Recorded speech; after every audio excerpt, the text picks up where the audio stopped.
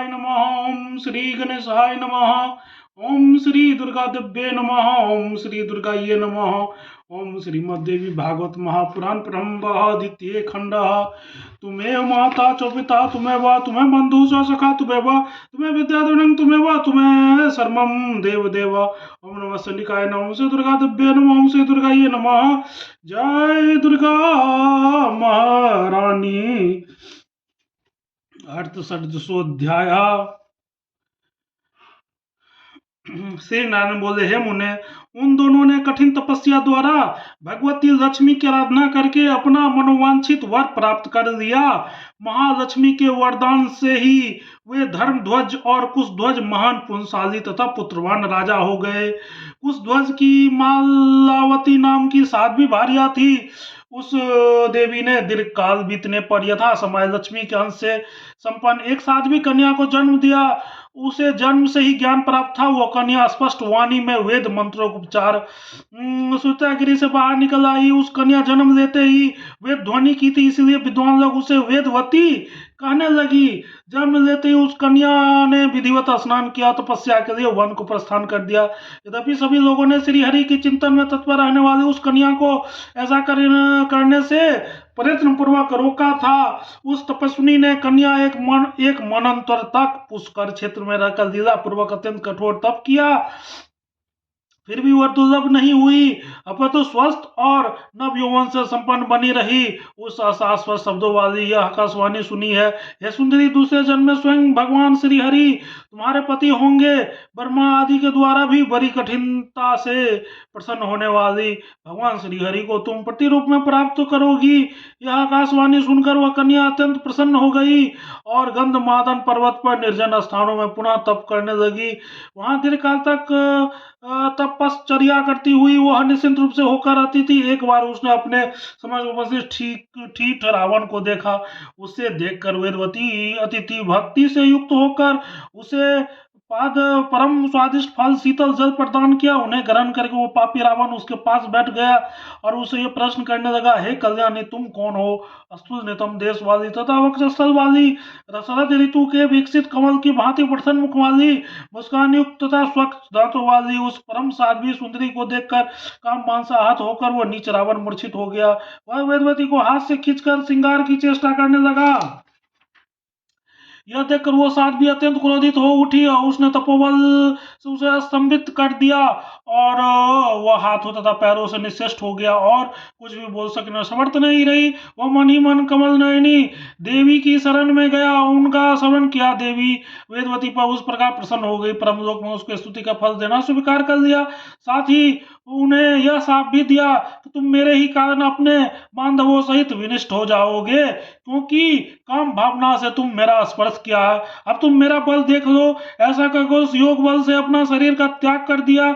इसके बाद रावण ने उसे गंगा में छोड़कर अपनी घर की ओर प्रस्थान किया। हो यह समय मैंने ये कैसा अद्भुत दृश्य देखा, इस देवी ने इस समय क्या कर डाला। ऐसा सोच सोचकर वो रावण बार बार विलाप करता रहा। हे मुने, वो साध्वी देववती दूसरे जन्म में जनकी के पुत्री के रूप में आविर्भूत हुई और वह देवी सीता देवी इस नाम से विख्यात हुई, जिसके कारण रावण मारा गया। पूर्व जन्म की तपस्या के प्रभाव से उस महान तपस्वी ने वेदवती ने परिपूर्णतम भगवान श्री राम को पति रूप में प्राप्त कर लिया।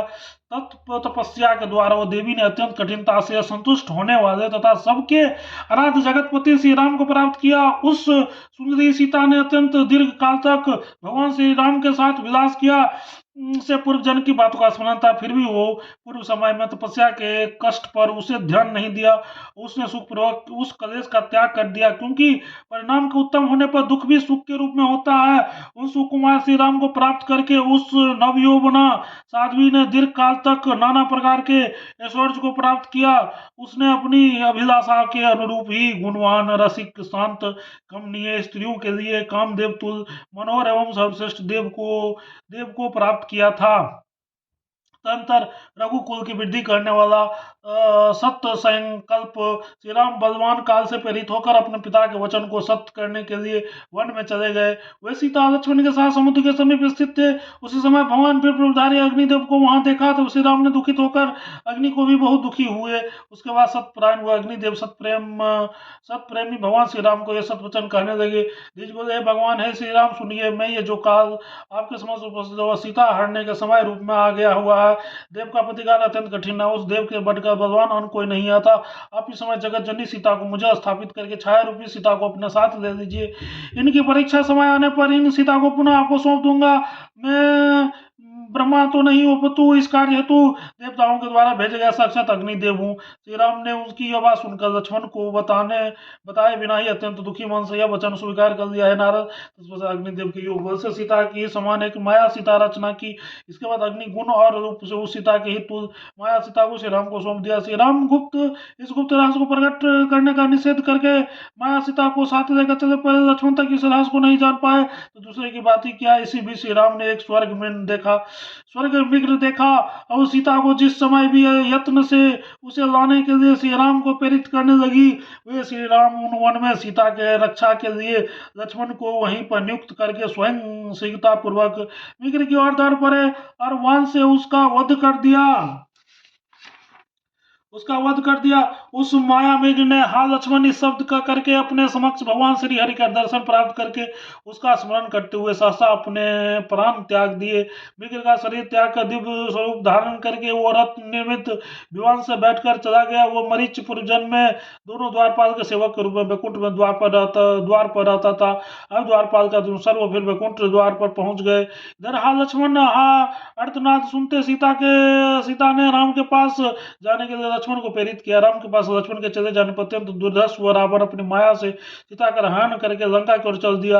लक्ष्मण को वन में देखकर श्री राम विषादग्रस्त हो गए और अपने आश्रम तत्काल पहुंचकर जब उन्होंने सीता को नहीं देखा तो वे मूर्छित हो गए और पुनः चेतना आने पर उन्होंने बार बार बहुत विलाप किया। इसके बाद सीता को खोजते हुए बार बार इधर उधर भटकने लगे। कुछ समय पश्चात गोदावरी नदी के तट पर सीता का समाचार मिलने पर भगवान श्री राम ने वानर को अपना सहायक बना कर समुद्र में पुल बांधा। उस समय आने पर लंका जाकर उस रघुश्रेष्ठ राम ने बाणों से रावण को मार डाला।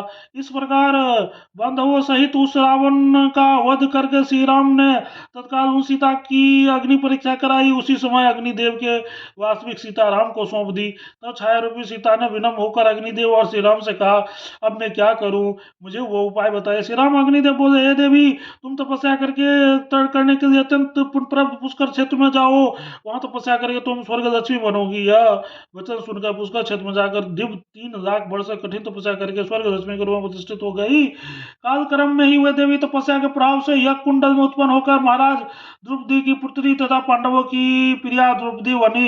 इस प्रकार सतयुग में कुश ध्वज की वही कन्या कल्याणमयी वेदवती, त्रेता युग में जनक की पुत्री सीता, अब जनक की पुत्री सीता और बाद में श्री राम की पत्नी बनी। वह पुनः वही छाया सीता द्वापर में द्रौपदी की पुत्री देवी द्रौपदी के रूप में विवृत हुई। अतः तीनों युग में विद्यमान रहने वाली उस देवी को त्रिराहिणी भी कहा गया।